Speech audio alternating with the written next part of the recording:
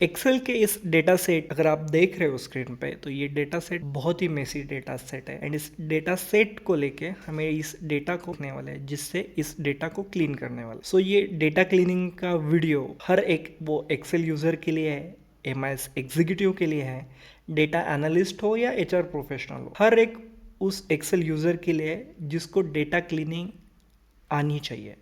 Data cleaning क्यों आनी चाहिए, डेटा क्लीनिंग क्यों इम्पोर्टेंट है? So basically data cleaning important इसलिए है, अगर आपके डेटा में ऐसा कुछ कलर, अनवांटेड कलर हो जिससे डेटा अच्छे से दिख नहीं रहा हो, कॉलम विड्थ अच्छे नहीं हो, आपके डेटा में अगर डुप्लीकेट वैल्यूज़ हो, अगर डुप्लीकेट वैल्यूज़ आपकी एज इट इज़ आपके रिपोर्ट्स में चली गई, तो आपके रिपोर्ट्स गलत हो सकते हैं, आपके कैलकुलेशन गलत हो सकते हैं, आपका डेटा एनालिसिस गलत हो सकता है, आपका प्रेजेंटेशन खराब हो सकता है and at the end obviously आपका बॉस भी आपको बोल सकता है।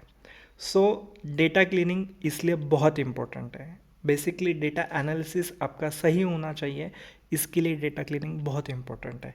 सो ये वीडियो को एंड तक देखिए एंड यस, ये डेटा सेट मैं आपको ऑलरेडी देने ही वाला हूँ, आप डिस्क्रिप्शन के लिंक में आपको मिल जाएगा। So let's start this video.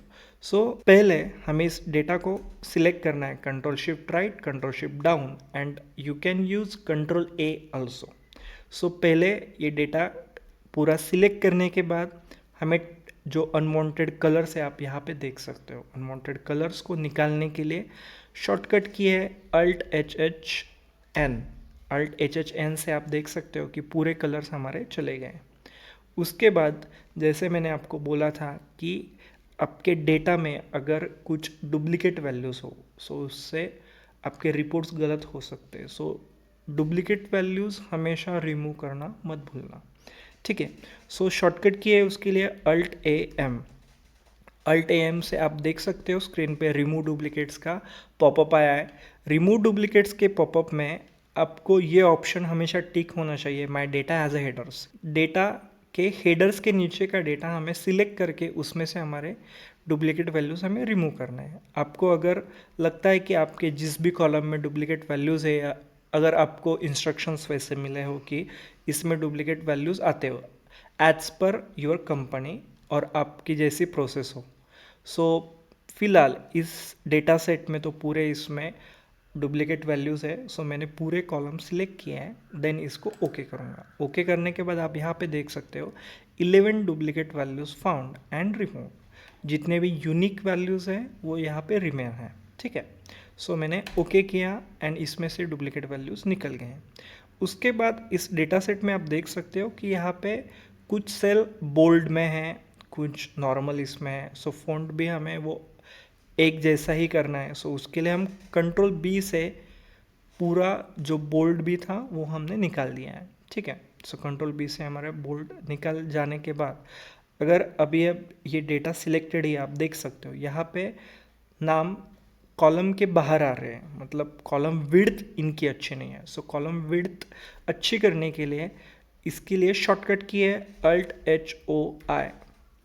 So alt H O आई से आप देख सकते हो कि एटलीस्ट कॉलम के नाम अच्छे से दिख रहे हैं।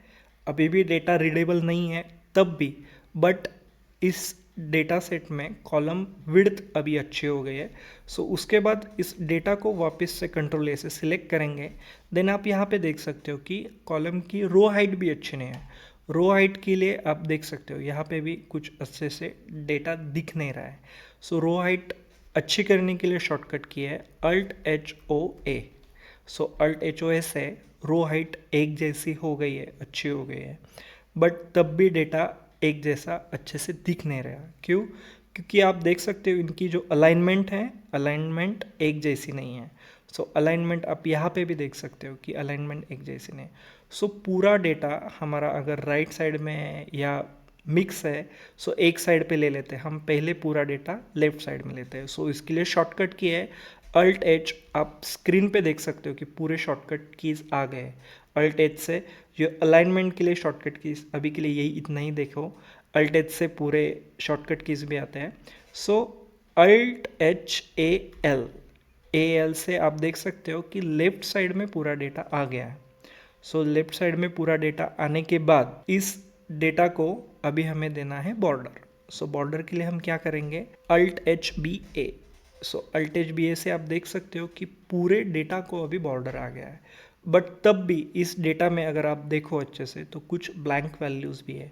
सो इस ब्लैंक वैल्यूज़ को हमें फिल करना है। सो उसके लिए हम यूज़ करेंगे Ctrl+G। सो Ctrl+G से हम गए हैं गोटू के इस फंक्शन में। गोटू के इस फंक्शन में स्पेशल पे क्लिक करेंगे, देन यहाँ पे ब्लैंक्स दिख रहा है। सो ब्लैंक्स पे क्लिक करेंगे, ओके करेंगे। ओके करने के बाद आप देख सकते हो जितने भी ब्लैंक सेल्स है वो सिलेक्ट हो गए, एंड इन सब सेल में एक वाइट सेल दिख रहा है, ये इन सब सेल का मास्टर सेल है। सो इनमें आप मिसिंग भी लिख सकते हो, या जो भी वैल्यू यहाँ पे प्रेजेंट है, लाइक यहाँ पे मुझे मैरिड ही इस पूरे कॉलम में डालना है, मेल में पूरा जेंडर के इसमें पूरे मेल ही डालना है। साउथ रीजन में जो भी कैटेगरी वो हमें पूरी फिल करनी है। सो उसके लिए हम क्या करेंगे, इक्वल टू का साइन देंगे, देन ऊपर का सेल सिलेक्ट करेंगे, ठीक है। देन उसके बाद कंट्रोल एंटर दबाएंगे। कंट्रोल एंटर दबाने के बाद आप देख सकते हो पूरे ब्लैंक सेल्स फिल हो गए हैं, ठीक है। सो ये फिल होने के बाद अभी हमारा ब्लैंक सेल्स तो पूरा हो गया, मतलब डेटा सेट अभी पूरा अच्छे से हो गया है। तब भी इनके जो हेडर्स है, हेडर्स को अब हम अभी कलर देंगे। तो कलर के लिए यूज़ करेंगे शॉर्टकट कीज़ Alt+H। Alt+H से आप देख सकते हो जो भी कलर हमें चाहिए, सो वो कलर हम चूज़ करेंगे। सो ये कलर चूज़ करने के बाद आप तब भी देख सक पाओ तो अब हमारे पास यहाँ पे क्या था, ज्वाइनिंग डेट है। सो ज्वाइनिंग डेट नाम तो दिख रहा है पर डेट नहीं दिख रही है। अगर आपका डेटा सेट पूरा डेटा टाइप जनरल फॉर्म में, आप यहाँ पे भी देख सकते हो कि जनरल फॉर्म में है। सो ये जनरल फॉर्म में से हमें डेट के फॉर्म में इसमें लाना है। सो हम क्या करेंगे, इसके लिए Ctrl+1 शॉर्टकट की यूज़ करेंगे। देन यहाँ पे डेट में जा सकते हैं, डेट अगर आपको जैसी चाहिए वैसी आप कर सकते हो, और आप कस्टम में भी जा सकते हो। कस्टम में जाके हम क्या कर सकते हैं, dd आप एक जैसा लिखना है, dd-mm-yy देन एंटर। एंटर करने के बाद आप देख सकते हो कि हमारा पूरा जो डेट कॉलम है वो अच्छे से डेट के फॉर्म में आ गया है।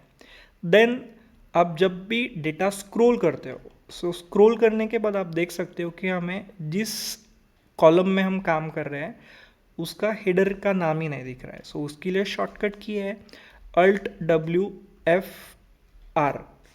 आप देख सकते हो कि यहाँ पे एक लाइन आ गई है। सो जब भी हम डेटा अभी स्क्रॉल करेंगे सो वो फ्रीज हो गए। सो इसको बोलते हैं फ्रीज पेंस, ठीक है।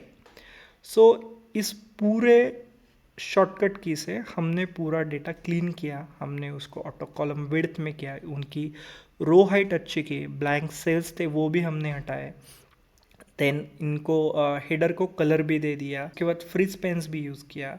देन इसको हम अभी टेबल फॉर्म में कर देंगे। सो टेबल फॉर्म के लिए शॉर्टकट की है Ctrl+T।